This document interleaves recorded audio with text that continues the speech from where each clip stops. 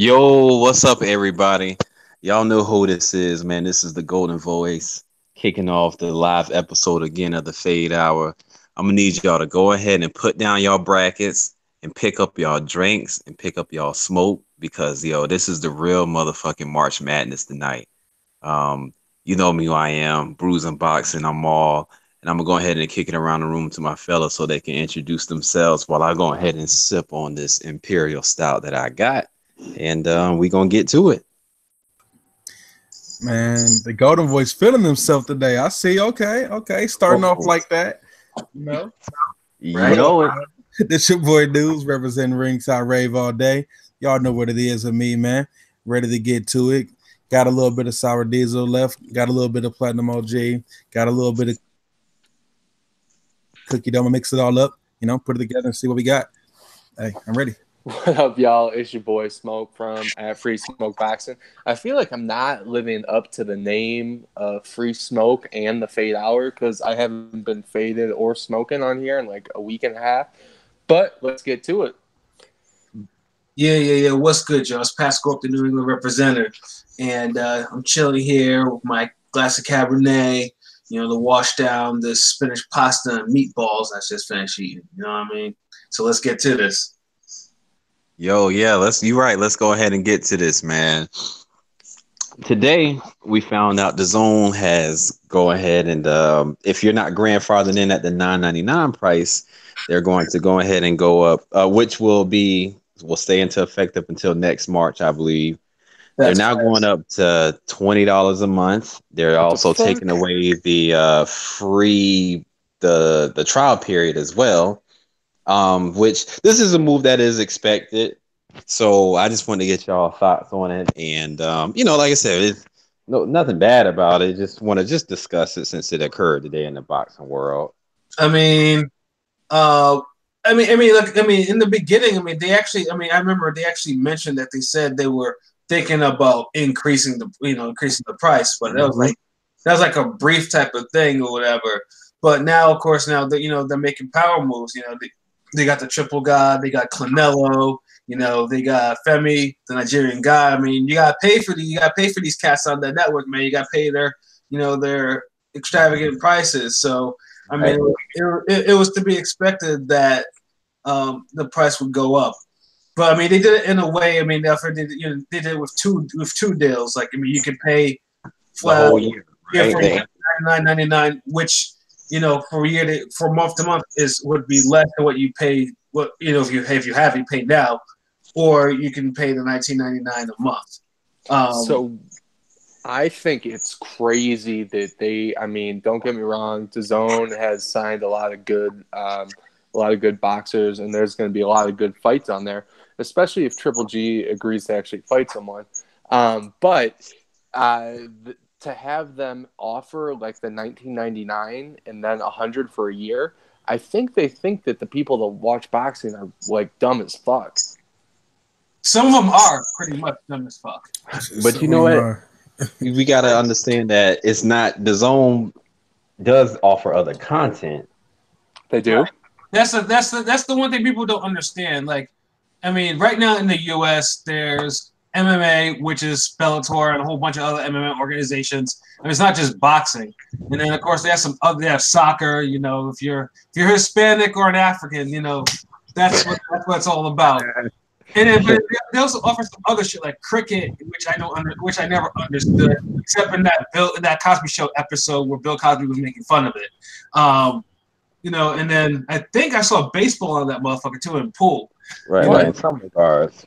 Yeah, no, but they offer hope. But for the boxing fan, it's just like, it's not on TV. I'm not gonna pay for a stream. But of course, they'll legally search for stream. So stream go. The question is, who is going to be turning into the World Pool Tournament this year? Man, you never know. You never know, man. How much is it? How much? I mean, not just for DAZN, but just period. How much are we paying for boxing though? It's ridiculous. Like, we got to pay, if we do monthly, right? We got to pay $20 a month for DAZN, about $9 for Showtime, so we had $29 a month. How much is ESPN Plus? $5 for now. It's five for now. It's $4.99. Five for now. So it's like $34, 35. So we about $35 a month in order to watch boxing. But hold up, there's going to be at least 5 other pay-per-views this year. Only thing that sucks is that if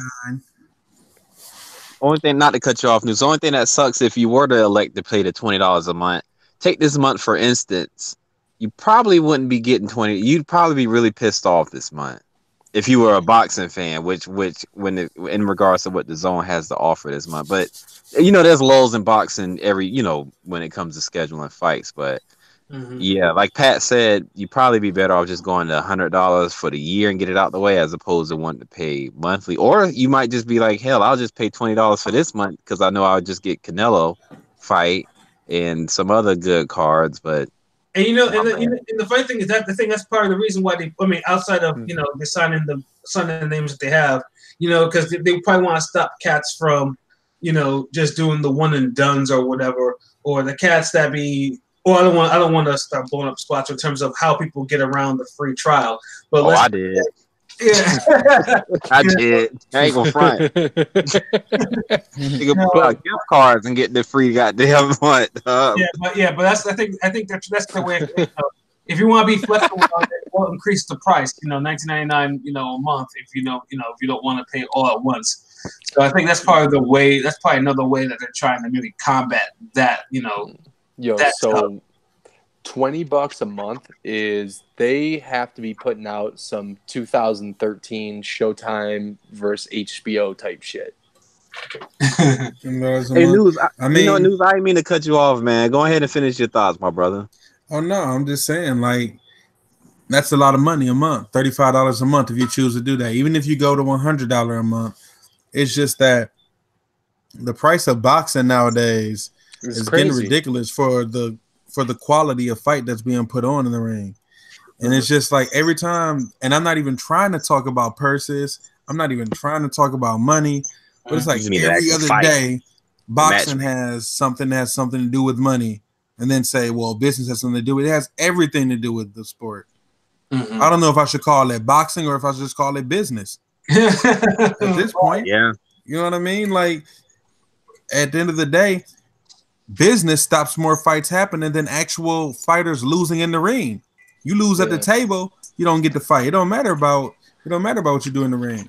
And it's getting ridiculous. Now we had Showtime, HBO, ESPN as our Showtime. We had Showtime, HBO, ESPN as our 3 hubs for sports, for boxing.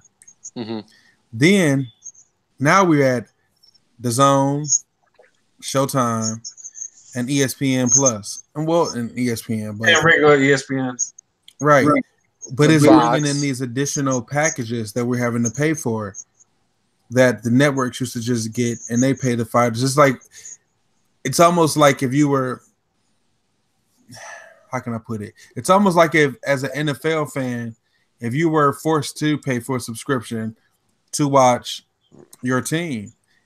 Not just League Pass. League Pass is for because they don't have anything where I can just watch the fighter I want to see, because I'd pay for that package. If you created a package where I get all of my fighters I want to see, then I'd do that. I'd be cool with that.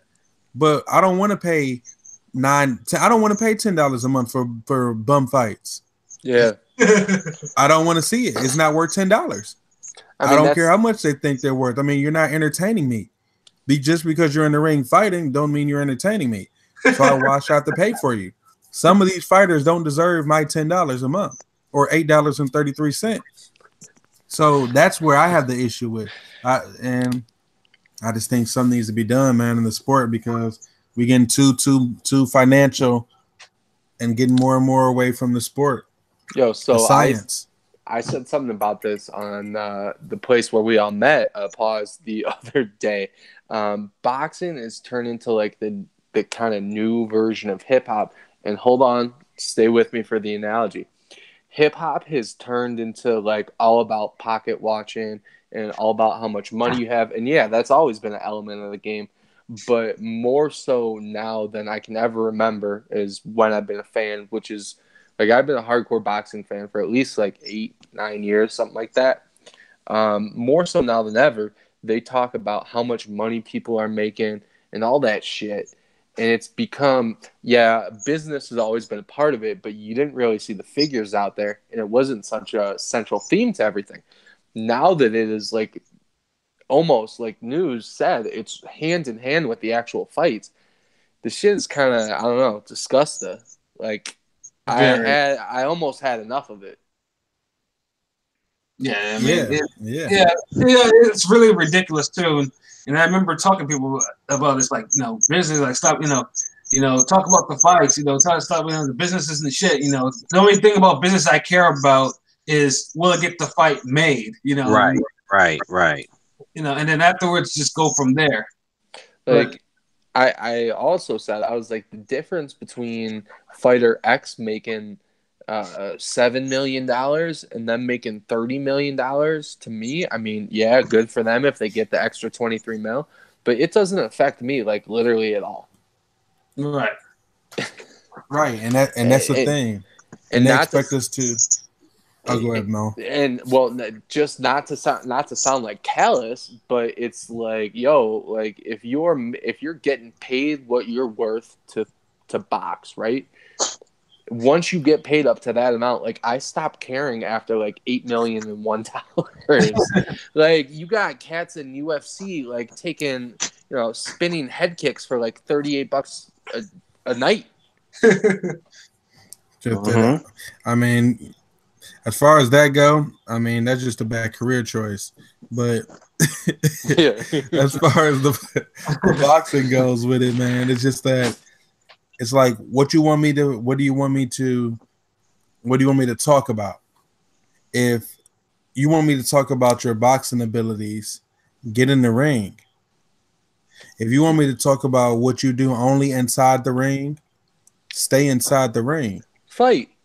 When you're only at the meetings and doing business in the public's eye, and when you get mad, that's when you go on Twitter and you tell everybody what's going on with the business and what type of money you're being offered and all that stuff. What do you expect the fans to see and read? Business. I got a question for y'all. May and June, DAZN is they're coming at us with their big wigs. They're big. We got so basically, if you're not grandfathered into the $9.99 and you're going to sign up for DAZN and do the $19. 2 months is $40. Can you stomach that, knowing that you're going to get Canelo, Jacobs, Usyk, Takam, and Joshua and Miller? Don't forget King Sword the Great. There you go. Those 4 fights for $40. I mean, I would do the whole 100 because there's no point. It's not even financially reasonable to do the $20 a month. But 240 versus 100. Right. But it's just like you're guaranteed to do it. Mel, to answer your question, are those 4 fights worth $40? We're $10 a fight, basically. In a sense. I mean, so what? The fight card goes without knowing without really knowing the undercard as well, just the main events itself. So the fight card goes on for like what, 3 hours, something like that, or on DAZN they show the prelims. So it's like the prelims, right. So it's like 4 or 5 hours here Eastern time, right? Okay, so half the fights are gonna suck, right? Like bare minimum, half the fights are gonna suck, like to the point where they're almost unwatchable.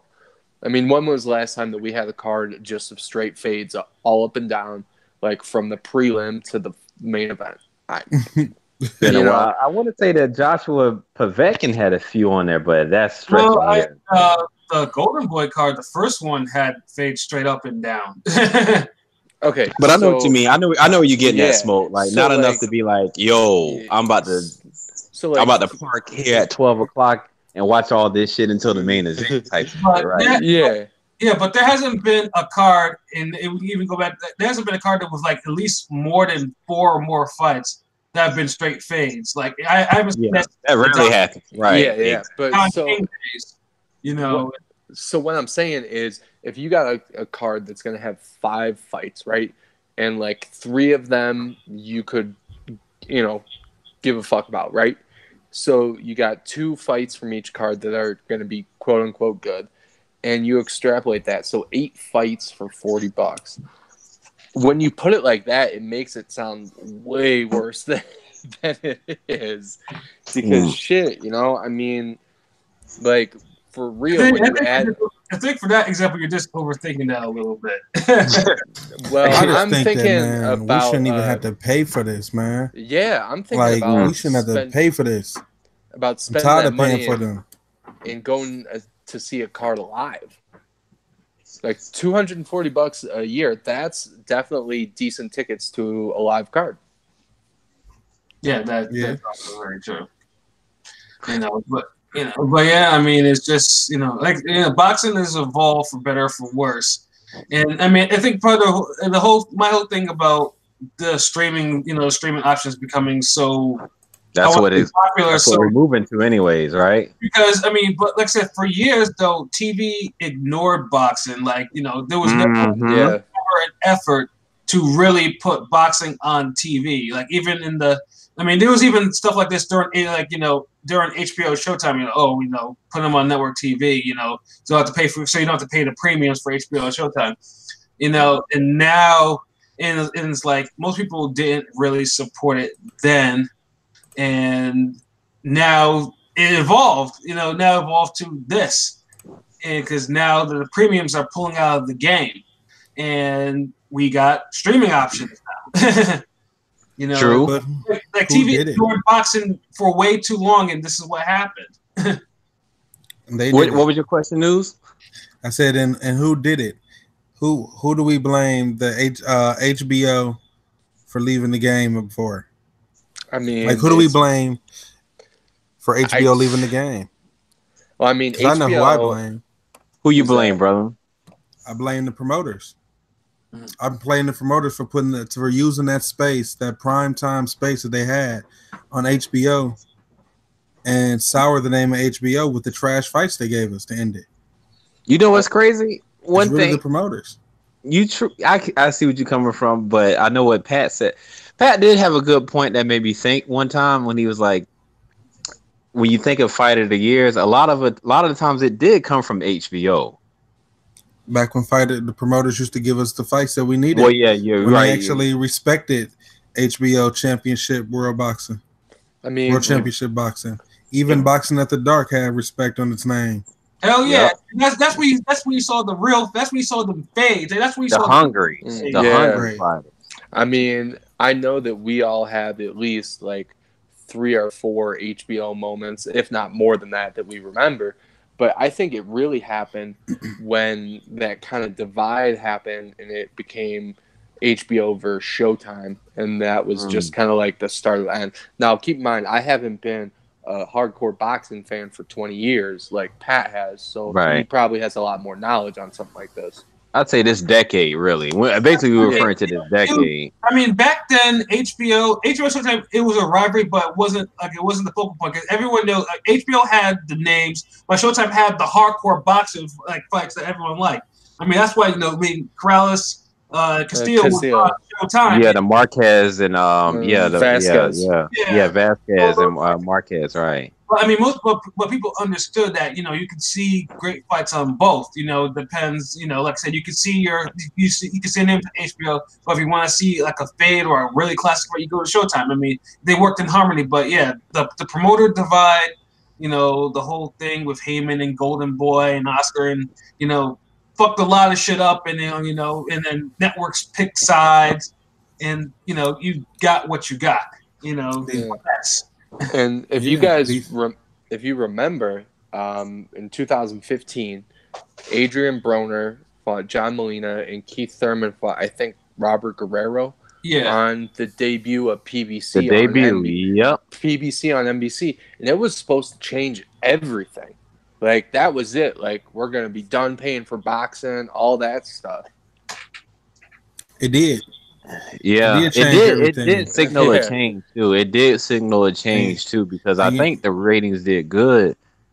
And go ahead, News. No, I was gonna say the change that it did is that it showed that they're gonna put because if you rewind that back and you think about it now, you're gonna put Keith Thurman versus Robert Guerrero as your main event, as the main event on NBC. Really? Mm-hmm. Like that's the kickoff point of PB. That's the high point. That's the debut. And honestly, you want to go to your debut? You know what's crazy? You only get one opening night. You know what's crazy? I actually, going into that, I thought Broner was going to be the main event because you could have wrote on like a redemption story after his beatdown with Maidana, but goddamn Thurman and Guerrero. But then Broner also had a gimme with a shell-shocked Molina, and unfortunately that fight did not deliver. That was the first fight of PBC, and it didn't deliver. Right, it was the first fight, right? Yeah, and then you got Keith whooping on Ghost for like 9 rounds before he got tired. And I mean, really whooping on Ghost. And so that fight was kind of symbolic of what would end up happening, or what has ended up happening with PBC for the most part, right? It's just like, and I'm not saying that to shit on them in general, but I'm going to shit on them right now. Is that their matchmaking is just lackluster. You know what it means to be Smoke, and I'm gonna ask y'all like. It's not so much matchmaking. Why don't they stack the cards? Is it because they have too many dates out there? Like, there are certain fights that we know that should be an undercard that we see main event. Like, the one thing about PBC that I do say, they have a lot of talent. They have a lot, like they have more talent than ESPN and DAZN combined. However, do they? But in terms of do they? I mean, in terms of name, what's that? They advise. They only give advice. Like, if you think about it, do they? And I'm gonna let you finish your point. But that's why promoters are promoters. That's why Bob Arum is Bob Arum with Top Rank, because he has fighters under his wing that he can call you and tell a fight, and tell you who you're gonna fight next. PBC, you gotta give advice. Hey, maybe you should fight this guy. Maybe you should. No, I don't want to fight him. It's not enough money, and they could turn it down that easy. I'm just not liking the whole motto of it, because the whole motto is trash. Yeah, the whole motto leads to fighters being able to turn down fights if they want to. If that's the case, you would never have the fights we want. Right, because I was asking about the dates, because like honestly, Ugas and Porter should have been on the Spence Garcia pay-per-view instead of goddamn Areola. That's what I'm saying. Like, you know what I'm saying? Chris Areola shouldn't be on our damn pay-per-view. Period. Because like, what are we angling him for? He's already, you know what I'm saying? Like, what was that fight for? A Charles Martin fight? Hey, you already know. Hey, we coming for that WBC belt, bro. Yeah. But I mean, it's like PBC. I mean, PBC honestly could have buried DAZN, or could have got to the point where DAZN would have never gone off the ground if their matchmaking, like Smoke said, had been better. Mm-hmm. Because like I said, if they had actually had better, then most people would be like, "What the fuck is a DAZN?" Nigga, we got like Porter and Thurman 2 coming up, nigga. So they're gonna. That's how they would have went to that, but their matchmaking allowed DAZN and ESPN to creep back in to the equation. Maybe.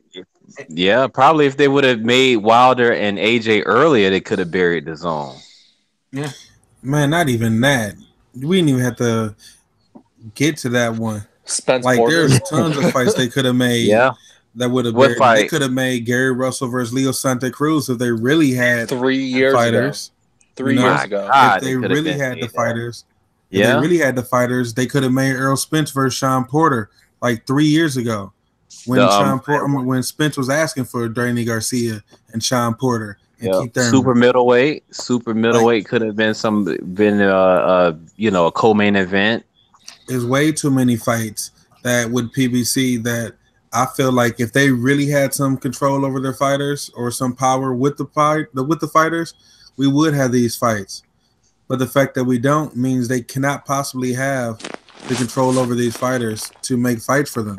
They probably literally are just nothing more than an advising group. and we give them more power by talking about them as if they are something. I mean, they don't even have a consistent promoter. One fight you may have Lou DiBella, the other one you might have TGB Promotions. The next fight, Mayweather just randomly promoting it. It's like, or just randomly at the press conference. You like, wait a minute, what? Like, why is Leonard Ellerby here? Yeah, and no Mayweather promoter fighter on the card. Don't forget about Ringstar. Yeah, Richard Schaefer. Yeah, don't forget about it. Don't forget about us too next year. Damn it! Right, man. It's like, I don't know. I just do not know what it is with boxing today. It just seems that as wild as it's always been and how crazy it's always been, at least it had some semblance of structure. Mm-hmm. Like, you knew at the end of the day, the top dogs were going to fight. In every weight class, you knew they were going to fight. Even Floyd. Even we had to wait for the Pacquiao fight. For sure, we did. But in the meantime, he didn't give us fights like Andre Berto until the very end. Right. He gave us still beat him Cotto, he gave us Cotto. Canelo. Right. He gave us still right. Those Madonna twice. He's not out here fighting the fighters that he shouldn't be in the ring with. Santos. That's what we're getting fed on pay-per-view. Right. And speaking of just the transition as far as Pat mentioned earlier about the divide and boxing and stuff. Usyk, they had it was a purse bid for him and Lebedev, but a few hours later, word is that him and Carlos Takam is supposed to get down in May as far as his heavyweight debut, which will be actually the same day as Wilder in Brazil. Of course. So yeah, exactly, right. As far as how much are y'all anticipating this debut? I know you guys we're all gonna go with Usyk over Takam, but do you guys like this opponent as his introduction to heavyweight? Yep. Yeah, I have no problem with Takam. I mean, like I said, he's a tough guy. I mean, he's not a guy. A cagey veteran. Yeah, he's a cagey veteran, and you have to work to actually put him away. So I mean, it'll be a good test to see if Usyk can take some heavyweight power, some real heavyweight power, and then give it back in return. Right. And it's in Chicago of all places. Chicago all of a sudden is lit. Chicago, and they get now they're getting their third fight card in about 5 months. 6 months. Yeah. Right. Yeah. Yeah. Sweet home Chicago. I think that what's it called? I think that's going to be a great intro fight for Usyk. Mm-hmm. Even though I really think his last fight against Tony Bell, however you say his last name, Bellew from the guy from Creed in the United Kingdom, that was pretty much like a junior heavyweight fight. Heavyweight, catchweight heavyweight. You're right. So didn't Takam fight Anthony Joshua like last year or the year before? But and as Pat would say, he had damn near fight of the year with who was it? Dillian White? No, Dillian White? No, Chisora. Right. Chisora, I'm sorry. Takam and Chisora. Yeah, and sometimes a brutal knockout to boot. Right. Yeah. Sometimes you get these the scrub heavyweights mixed up. Right. But anyway. Yeah. It's going to be a good intro fight for Usyk. And the thing is, I mean, I think Usyk is so talented on just a pure boxing level that he's going to move to heavyweight with no issue. And if he continues the way that he was moving before in cruiserweight, he's not going to be playing those BS like fight games. Right. Well, we say that until money comes involved. Well, you don't think Usyk's getting paid right now?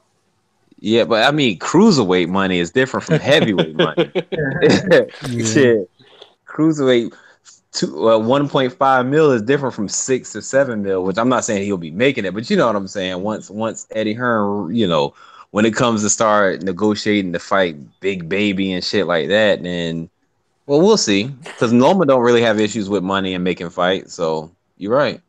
Mm-hmm. I got Usyk outclassing Takam. Same as here. Yeah, I mean, stopping them. What round? I got him doing that. I got about 10th. I can't say when he's going to stop him. I'm going to say it's going to be like a referee stoppage. A Euro stoppage, like the one AJ got against Takam? No, it's going to be a stoppage where Usyk is just landing that wheel and Takam is just covering up type of stoppage. The type where I'm just picking you apart stoppage. Right. The methodical stoppage. Yeah, one of those ones. Like, I don't think he's going to just, like, power and knock him around the ring. I just think that the punches are going to be Takam's just going to start blocking because Usyk is going to start taking him apart towards the end. He does it all the time. That's how he, But I just want to see how he looks against Takam because, like y'all said, he's a veteran. He's been around for a long time. He was durable in there against Joshua. So, he could take power shots. But I just want to see, this is a nice, like, test the waters type of fight. Like, Right. Because we have to make sure Usyk is not another Vasily Jiro who floundered when he went to heavyweight. Right. Tony took it all out of him, though. Yeah. That maybe also. Tony was not supposed to win that fight, they were saying. Yeah.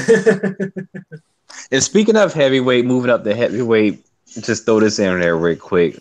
Yeah, this is Pat Lane, but Marco Huck saying he about to move up to heavyweight. Not that it's gonna matter, but of course he is. It's heavyweight now because heavyweight now because the Klitschko's aren't there. Hook was around since the Klitschko's.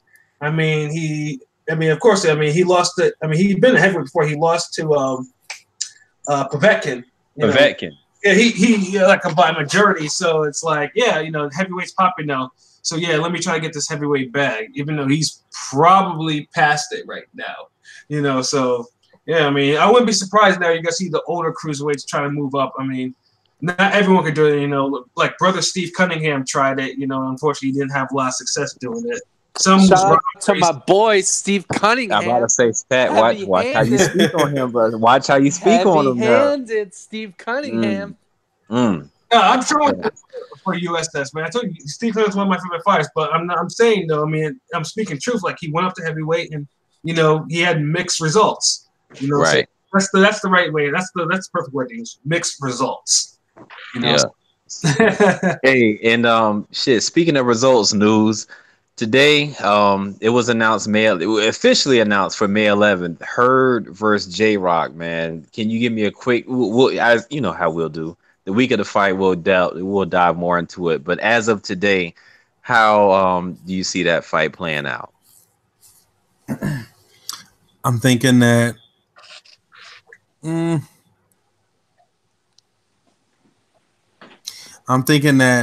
Hurd's going to have faster hands than J-Rock.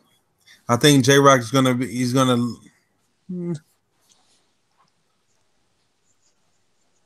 You know what? This is as of the day. Yeah, I'm just trying to see it. And as I'm about to give J-Rock like his props, like he's gonna do his thing or whatever. But I just can't see him beating Hurd. No, because I was about to say Hurd could fight him from distance, but I can't see Hurd fighting J-Rock that way. I can see Hurd from the get-go trying to see how much J-Rock got left in the tank. Yeah. Throwing like 100 punches in the first round. Right. And testing the shin. On that one, going to test the shin from round one. I don't think it's going to be a slow pace, starting off with the jab type of thing with her. So I didn't see Jarrett Hurd, Black Swift's last fight against Wellborn or Melbourne or whatever. But Pat, I think, and someone else said that he was catching the beats the first couple rounds and then just knocked dude out with one punch. Yeah. That's that. He was losing the fight and he was getting bullied. Imagine that. He was getting bullied. And when he got hurt, and then he stopped the guy with a punch. And the thing is, too, the guy went down from a shot that I thought could have gotten up from. But I didn't, his temperament wasn't to win, I guess, that day, to really get up and win. But it raised a couple of questions because it's like, hey, right. Obviously her was coming from the shoulder surgery or whatever, but it's just like, either he just couldn't get up for that fight that much, or, like I said, he was just trying to test out his shoulder, but he didn't look good in that fight. So How do you see him and J Rock going See, as of today? I mean, I think it just sucks that her will probably just wear him down with the size because J Rock is not a stamina demon himself, you know. So, But J Rock's not small. he's also he's also not the heaviest puncher either. So I just think Hurt's gonna walk right through him. So, I just can't get the image of J Rock getting slumped by Big Charlo out of my goddamn head. Like, I just can't get that shit out of my head, man. Like, I just remember I him. was there for that fight, and like it was like, damn, like I mean, it was just one shot. It was done. well, That's what Tony Ayo said. One shot, one kill. he got Hurt's knocked even down. bigger than Jamal Charlo. Didn't he get knocked down by a jab in that fight too? Yeah. Good. Yeah, I don't think that unless J Rock, who's Julian Williams, for those listening that might not know, unless he does some epic shit, he's always going to be known for that catching that uppercut. And not to cut you off, he, in my opinion, I don't know if you guys may not remember, he struggled with the cat on the Laura Hurd undercard. In my opinion, when I watched the fight, Gallimore, whatever that cat name was, he won majority decision. But I remember him looking kind of shaky, baby, in that fight. That one, he said that I think he sprained his ACL doing box jumps, and that's why he fought the way he did. Wow. Why is he doing box? That's what I'm. Come on, bro. Like, I mean, the man said he sprained his ACL doing box jumps. So that's what. Who am I to judge? So, all right, I guess so. But we'll see. I mean, yeah. I mean, also too in that card too. Karbov makes his turn against Emmanuel Alim, or Prince Alim as I call him. That's actually an interesting co-feature. Karbov. Yep. That was announced as well. Yeah. So how long ago was it that Alim got KO'd? That wasn't that the Badu Jack and DeGale? Yeah, no. That he won that one. No, that was the fight of the year that he won. Oh yeah. I'm talking about when Centeno Jr. slumped him. Yeah, that one was unexpected, but he did win his last couple of fights after that. I saw. Yeah, I mean, and the way that Korbov looked against Big Charlo, I mean, I could see that being a fade. Like it depends. I mean, for Karbov, yeah. I mean, obviously beating Alim will probably. He'll probably call out Charlo next, but Alim can actually one up Charlo and really make it okay. For a big middleweight fight if he actually beats Karbov. So it's actually a fight to me. Let me ask you a question when it comes to Jarrett Hurd. What boxer out there, whether it's at 160 or 154, do you think stylistically is all wrong for him?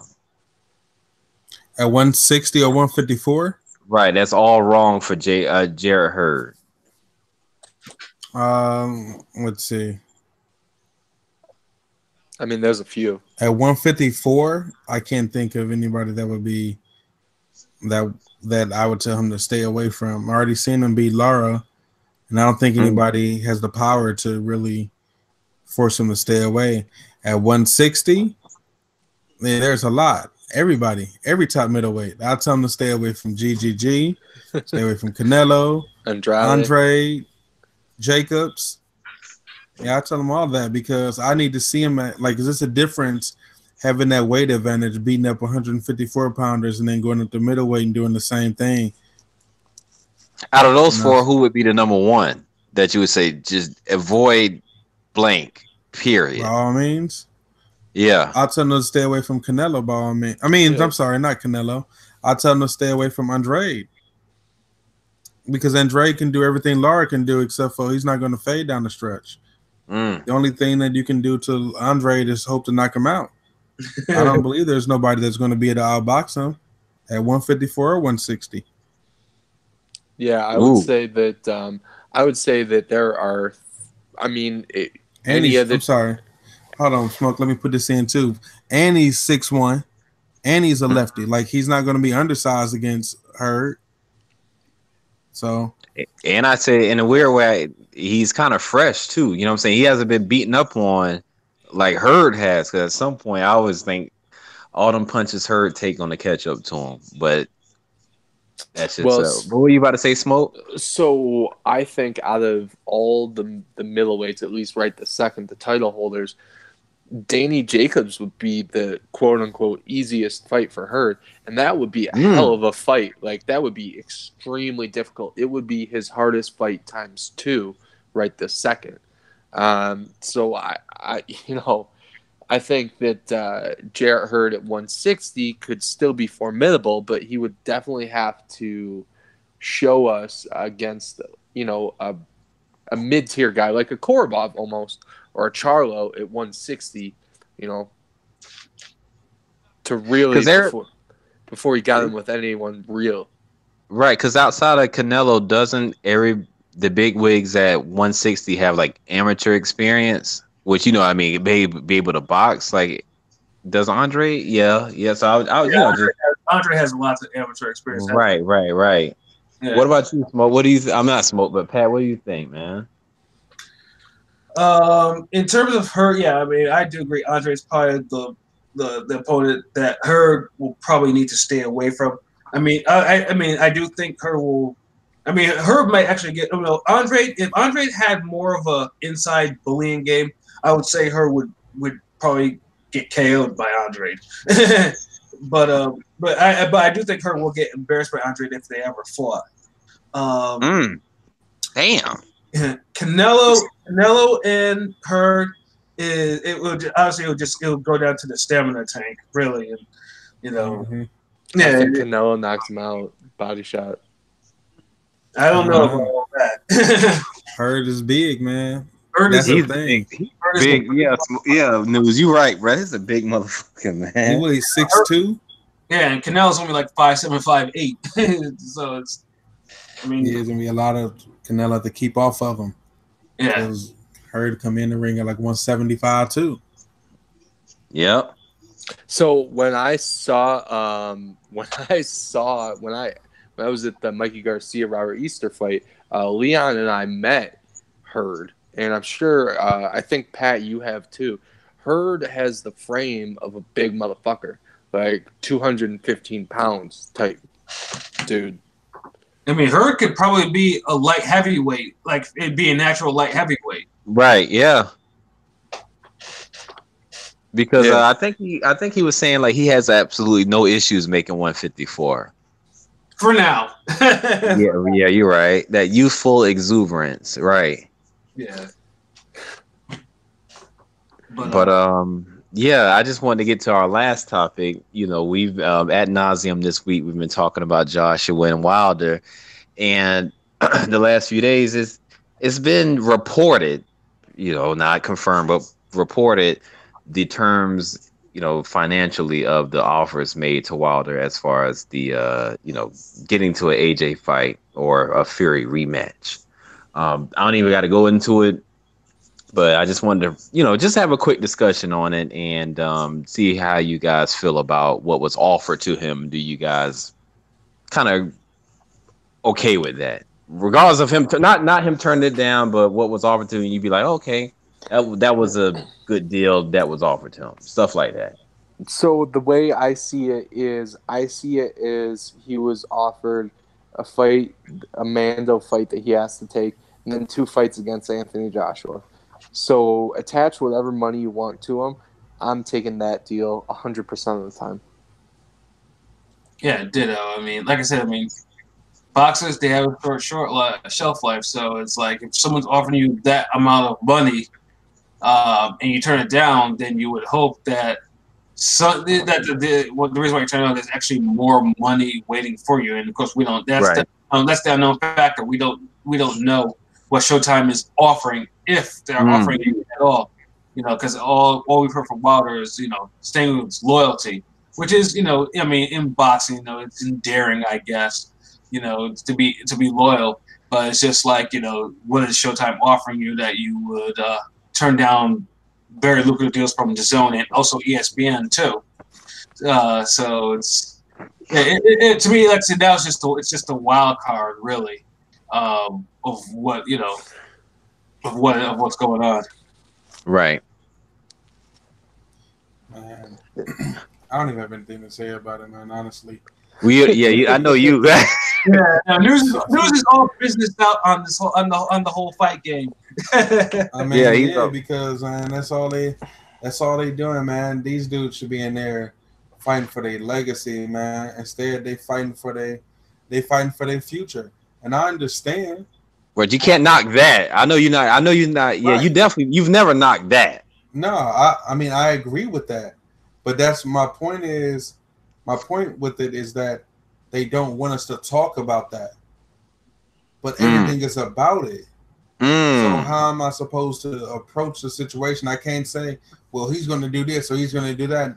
It's not going to happen unless the business is right first. So it's hard to talk boxing when we're getting told the details of the contract and they're discussing it in the public eye and all of that. Like we know what's happening, but we got to pretend we don't know what's going on. Right. Like that's what gets me. So it's like, I mean, I understand, definitely get the money, and that's what I was saying. I can't be mad for somebody betting on themselves. Definitely want to bet on yourself because you never know what could happen. But for me, I just want to see the fight, and that's it. Me too. Like I just want to see them fight. I want, or if you're not going to fight Anthony Joshua, Shut then up. I'd rather see you fight either. Well, I know you got to do the Brazil rematch. I mean the mandatory, but then I'd rather see if it's not that. Then it needs to be either Fury or Ortiz next. Yep. I don't want to see Deontay Wilder versus nobody else. So question. The fight AJ versus Wilder is announced for this time next year. What platform is that taking place on? Showtime pay-per-view, DAZN pay-per-view? Like it's just a quick, we don't know, but I just wanted to get y'all. Where will we be watching this fight when we watch it on TV or in DAZN, most likely, because if it goes to a purse bid, DAZN's going to win it. You know, and it's going to go on DAZN. I mean, that's the way I say it. Because I don't see Showtime spending a lot of money just to try to get it on there, unless Joshua is feeling, generous. I mean, Wilder and Co got outbid on a purse bid from Povetkin, right? Then Povetkin got popped for PEDs, and that's why that fight didn't happen. But I think that's a good ass point. I forgot about that point. I think the same, like one of the same Russian cronies from like Povetkin's squad or like whatever is involved in DAZN or like is the money guy behind DAZN or something like that. So I'm gonna say that it's gonna end up on DAZN. Whoa. Smoke called you a crony. Whoever, if y'all Russian people, I didn't do it. Not me. And it's Smoke. He is in Denver. He's in Colorado. Yo, I'm gonna wake up tomorrow and turn on my iPhone, and this shit won't even work. You gonna wake up out there with no Corolla? Hey there. No need to say that. Shout out to whoever knew that Shelly Finkel was a guy before the other day, by the way. Yo, that and Yvonne Michelle being a dude were two of literally the most surprising things that I've heard in boxing. But no, do you guys, honest, all jokes aside, do you guys thinking Wilder is angling to negotiate for a one-fight deal when it comes to AJ? I don't know. Like we just take it one fight at a time. I know you fed up with it, but I just want to fed up. Like there's no.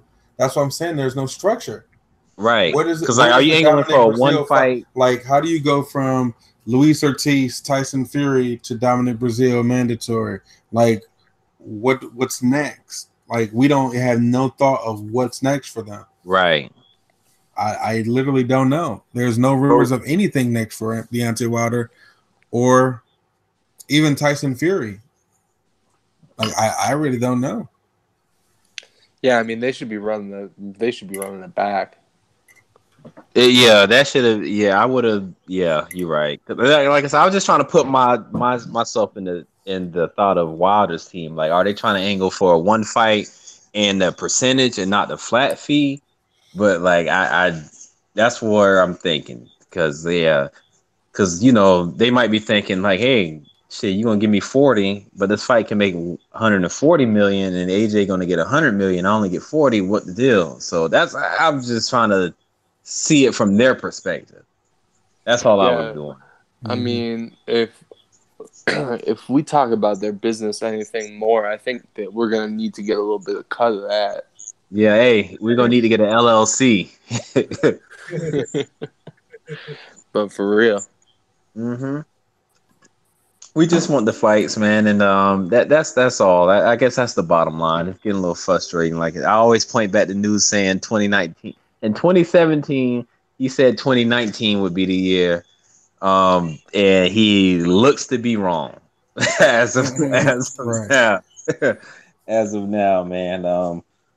But yeah, I guess if nobody else has anything to add, we can wrap it up here. I know this upcoming Sunday we have Lamont Peterson and Lipinets fighting on Fox or FS1. FS1. And Right. also add too, only because Old Man Arum is being slick about this. I mean, obviously we have the Pulev Dinu fight on Saturday. Oh, but Ain't nobody trying to see that. But also, Bob says Fury's going to be there, and he's going to announce who his next opponent is going to be on the date. So Bob Arum is not slick. He knows what he's doing. So he knows he puts out there, people are actually going to say, who the fuck is he going to fight? Who's Fury going to announce? So that's just one thing I wanted to put out there. and it'd be like Marco Huck. Yo, 2 Marco Huck drops in the same podcast. Straight up. Marco Huck is like Drag On. The opposite of H2O. Yep. I do got something I want to say. Yeah, go ahead, man. It's your boy Smoke from @FreeSmokeBoxing. And I think if you've listened to any of our casts this week, this is the prevailing point. Boxers, make the fights. It's cool that you're getting paid. We're happy that you're getting paid. Yes. Make the fights. Run the fade. Earn your money. I'm not saying that you can't have a tune-up fight every, 2 years or something like that. But fight dudes that you want to, fight dudes that'll cement something besides, a paycheck. You're going to get paid regardless because this is boxing. This isn't MMA. You're going to get a paycheck. So fight fights that people will remember you for and all types of shit like that. Make the fights. Stop with the bullshit. Exactly. You know what I'm saying? News can be your promoter. Pat can do the numbers. You know what I'm saying? Smoke can shake the hands with the babies and everything. Yeah. Me, you know what I'm saying? I can replace Jimmy Lennon Jr. You know what I'm saying? Just make the damn fight, man. Word. Oh man, yeah. Boxing is I still love the sport, man, but sometimes it just boxing does some strange shit. You can't even explain to your peoples why. It's a fucking trip. But boxers, get it together, man. The money is good, but having people remember you for what you did in the ring is a lot better. You know what I'm saying? So exactly. That's all I have to say. That's what my final thoughts. Exactly. And I'm gonna wrap it up on this point too, and I'm gonna follow up with that. Listen, man, at the end of the day, I love boxing too. That's the reason why I'm talking the way I'm talking. I can talk the way I do. The reason why, because I love the sport. If I didn't love the sport, I wouldn't say nothing. I don't care about soccer. Y'all ain't heard me talk about soccer on not one episode. I'm a father. I love my sons. When my sons ain't doing right, I got to talk to them a little tougher because you got to let them know. It's the same with boxing. I love boxing. And when you're not doing right, I got to let you know because I can't sit here and watch you because you're a boxer in the moment. 20 years from now, I'm still going to be watching boxing. You won't be boxing. And what you're doing now can ruin boxing for 20 years down the line. What you're doing now can affect the future of boxing because you're getting your money that you're getting now, but you're forgetting to continue to fight for your legacy. So I'm not really with that. But hopefully things will change. Like I said, we got people like Usyk. We got people like Earl Spence. that's definitely trying to lead that that new wave of I want the best and I want them now. So hopefully everybody else pick up on that for the 2020. With that being said, it's another beautiful episode of the Fade Hour, episode 34. I'd like to thank my fellas for stepping through and having a drink and a smoke with me. We'll see y'all tomorrow. Well, no, we won't see y'all tomorrow. We'll see y'all on Monday. Or probably Sunday. Birthdays. Yes. Yeah, tomorrow's your birthday. Happy birthday, Smoke. What up? Birthday, Smoke. Salute. Yes. Salute. Yes, sir. And we'll see you guys probably on Sunday, but if not, we'll see you on Monday. Same time, same place, 10 p.m. Eastern time. It's your boy News representing Ringside Rave, and we out. One.